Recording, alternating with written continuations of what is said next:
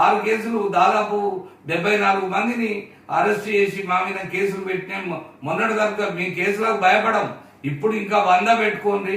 ఖచ్చితంగా మీరు యాదవులకు న్యాయం చేయకపోతే మాత్రం ఖచ్చితంగా 24 గంటల తర్వాత ఏ క్షణమైనా మేము బీజేపీ హైదరాబాద్ లోని బీజేపీ స్టేట్ ఆఫీస్ ముందు నిరాహార దీక్ష ఖచ్చితంగా కూర్చుంటాం.